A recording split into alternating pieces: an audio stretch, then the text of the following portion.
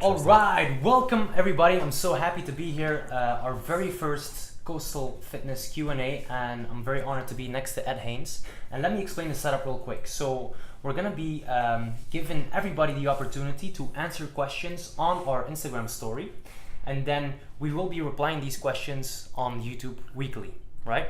It's the plan. So, Ed, do you want to say something before we start? Or No, not at all. So Ed has not prepared for these questions. The setup is gonna be, I'm gonna time him because we value your time. So we're gonna do 2 minutes per question. So we're gonna try to keep it concise and clear as possible.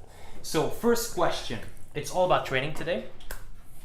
To what extent will partying heavily on the weekend affect the week's training? This question is asked by @PatuWhale 1981. Oh, Patu Whale asking a question about partying. Okay, so I guess the answer to that question is it's going to vary.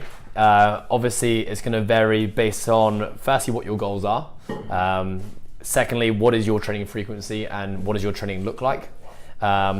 Just to kind of illustrate that, if you are doing endurance running and perhaps some bodybuilding on the side, perhaps a big night out on a weekend isn't going to be too impactful on your training week. Mm-hmm. If you are partaking in a sport, I guess something like CrossFit, which is much more demanding from a neural level, but also on the muscular system and the aerobic CV system as well, then of course having a big night out on a weekend could be much more impactful.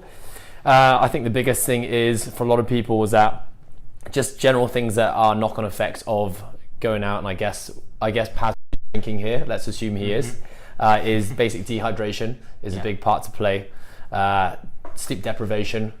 Obviously, we know that without getting into too much detail, that alcohol is essentially toxic for our bodies. So there are repercussions that could be anywhere between 12 hours to 24 hours to 48 hours after a session of drinking. Yeah.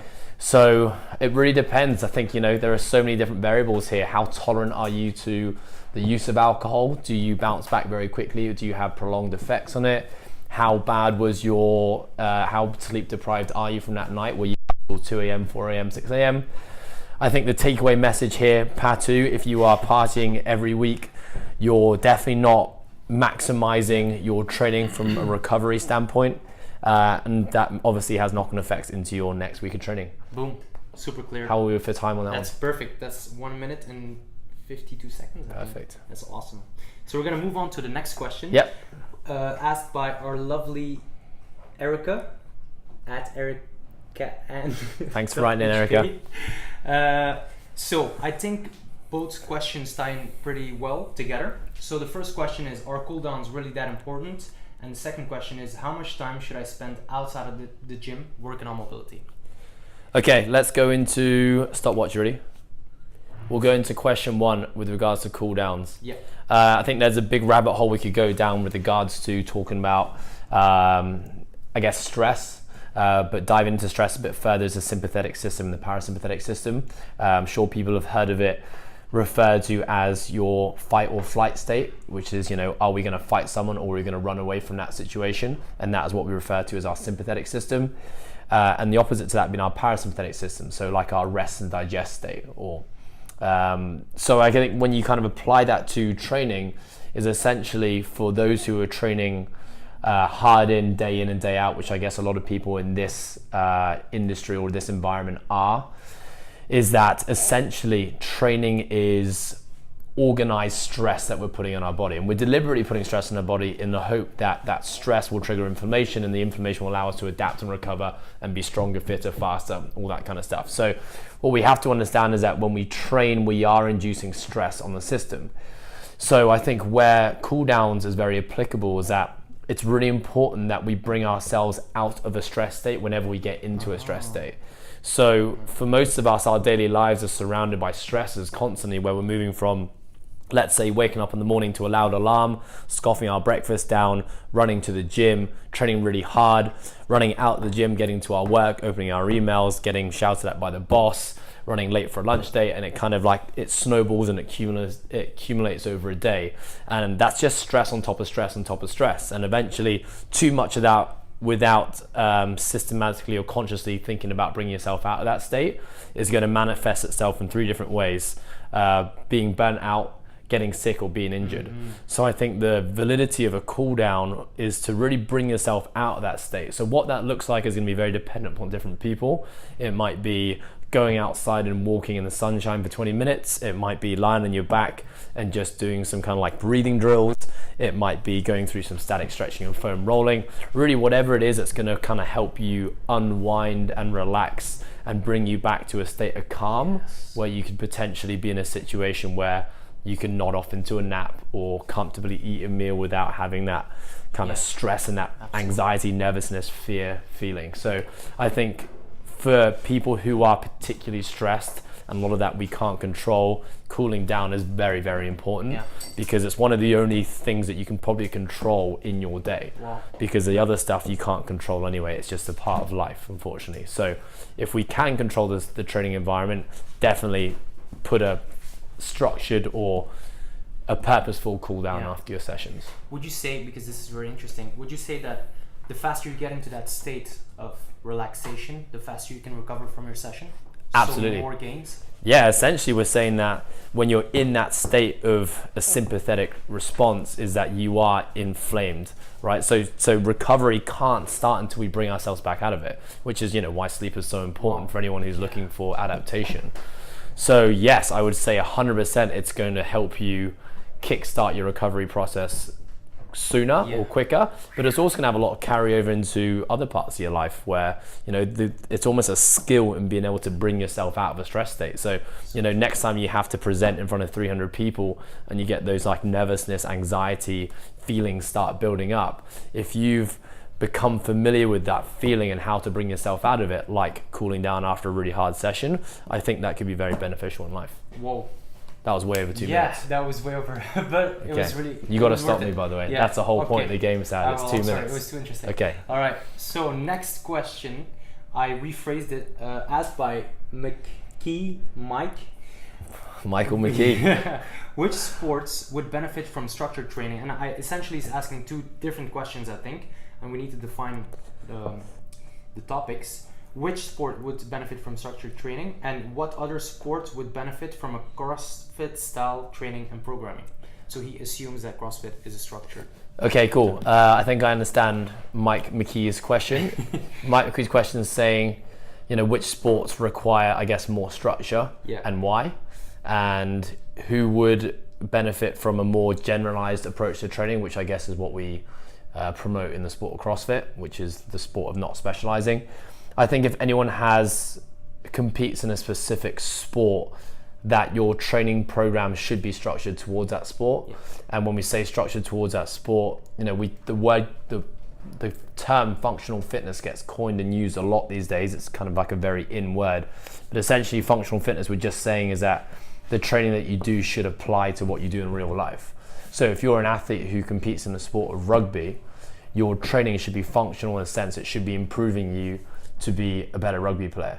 So that is obviously very specific within the sport of rugby because there's different positions which have different requirements to excel. So a props training would look very different to a fly halves training, which would look very different to a wings training. So, and I think just on top of that, rather than being specific to the sport, is that it's specific to the season as well. So with rugby and most sports, they have a competitive time of year where they need to be doing the sport or competing in the sport, and so therefore the training should be structured around making sure that by the time they get to the start of that season or the competition, they should be at their physical and mental peak. So therefore having a generalized approach to training is probably not going to be geared towards getting that athlete to be as best as they can possibly be for a certain period of time. With that said, even within the sport of CrossFit, for our athletes or people around the world who do compete in it seriously, we have to take that very generalized approach to training and still put it into a season plan to make sure that closer to the season, closer to the Open, the regionals, or whatever the competitions are, their training is starting to look a little less general and a little bit more specific to what the competition is asking for. 10 seconds. 10 seconds. That's it. I think that's... So I think in a nutshell, takeaway is that if you compete in a sport, I think CrossFit could be a great training methodology in an off season where your training isn't that specific and it can look a lot less different to what the sport actually asks for. But the closer you get to your season or your competition, your training has to be more structured to cater for the needs of that sport or the activity. Good. Great resume. Great question. So next question by Shozashing_lol. Sorry, I'm gonna work on that. How many and what kind of conditioning can be done if I want to gain strength for CrossFit? That is a good question. That's almost like a double loaded question. Yeah, so this guy wants to gain strength for CrossFit, but how much conditioning can he do? What is the maximum? Okay, so I think I'm understanding the question being, what conditioning is going to get him stronger within the sport? I think what conditioning will not affect his strength gains. Maybe. Okay, well, let's go with that question first. What condition will not affect his strength? I think it's a really important concept to understand, is that the more aerobic training that you do, you're going to blunt your nervous system, and we need the nervous system to be firing if we want to get strong. So if we was to simplify that, is that we can't have everything. If you're following a training program that is heavy or heavily based on developing the energy systems and the aerobic system in particular, but it's also trying to derive absolute strength and get you lifting heavier 1 rep maxes, understand if you're doing both of those things at the same time with a big emphasis on both of them, you potentially could get adaptations in both of those, but it's going to be a lot slower. Because those are two very different ends of the spectrum. The more aerobic work we do, the more we hamper our ability to get strong. The more strength training we do, potentially the more we hamper our body to be more enduring.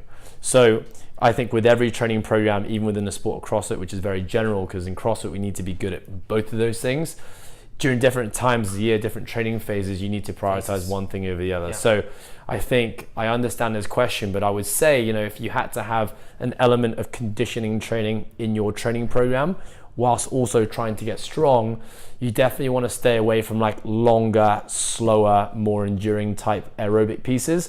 And you'd rather your conditioning be, more towards, simple terms being like anaerobic type work or lactate threshold type work, which is shorter, faster, still very stimulating on the nervous system. And that could actually be really good to support someone who's on a strength program trying to get stronger or faster or more powerful. So I think in a nutshell, very hard to have both. You need to prioritize what you need most as an athlete and have a good reason as to why. Yeah. And I think your training needs to be evolved around that to make sure that that's an adaptation we're chasing. So having certain phases laid out, planned. Perfect, yeah. So I guess, how close am I to 2 minutes here, Saed? We're over 2 minutes. Yeah, so I think, even within a year, a calendar year, you can prioritize certain times of the year where we place more of an emphasis on developing capacity from like a breathing energy system standpoint, and times in the year where we can focus more on developing strength. Yeah. And you just got to understand that those two things for different individuals. Some people can develop capacity very, very quickly. Strength generally takes longer. So, if you're a weak individual wanting to be competitive in the sport or your sport, you must always have an emphasis on strength training. Yeah.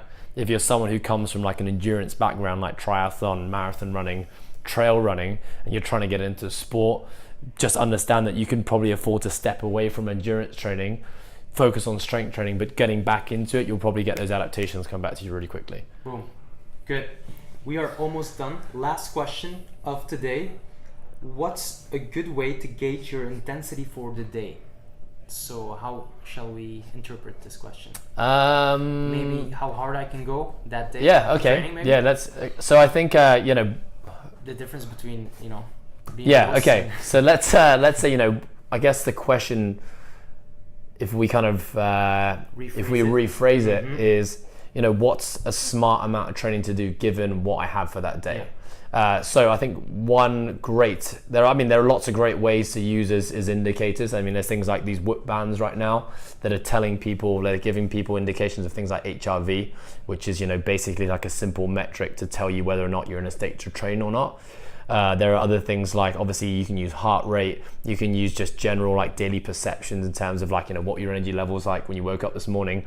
What was your sleep quality? Sleep quality is always a great measure to use in terms of, what is your rate of recovery right now? We do know that the further people get into a cycle of stress, things like sleep quality and energy levels are always things to go first. So I think at the end of the day, there are so many different things that contribute to, what do you have to give on a certain day? I think if there was a takeaway message here, would be that you should always listen to your body, and your body gives you signals for a reason. If you're someone who trains in a group setting, in a group scenario, I do completely understand that often you're feeling like you're being accountable to your coach and your colleagues and the other people in your class, and it can be very hard to, change a stimulus on that one day because it's been prescribed by your gym, and therefore you feel obliged to have to do it. But I think there's going to come a point in time where we have to be more educated as just human beings to know that, right, if the goal is longevity and we want long-term health, then we can't afford to ignore those signals and just smash ourselves in a workout because the gym told me to. So I think, the more educated you can come in this area and the more aware you come of your own signals, you need to then start acting upon them, because ignoring those signals for 1 week, 2 weeks, 2 months, 3 months, 6 months can manifest itself in many different ways, but most of them not being a positive. Yeah, we've all been there. Yeah, we've all been there. Yeah. So I think it's a really good question, but I would just say general things as like sleep quality, energy when you wake up, appetite, sex drive, willingness to train, all those things are great telltale indicators. And joint like niggles and injuries, constant exposure to like getting sick all the time, they're all great little indicators to tell you if you're overreaching or not. And if you do have tools like Whoop bands, sleep trackers and all that kind of stuff, that's just a bonus you can use on top of that. But don't look at anything in isolation. You should always look at the bigger picture and just kind of listen to your gut. All right, Mr. Ed Haynes, thank you so much for your time. Thank you everybody for watching, and see you next week on our next Q&A. Thanks, Saed. Peace.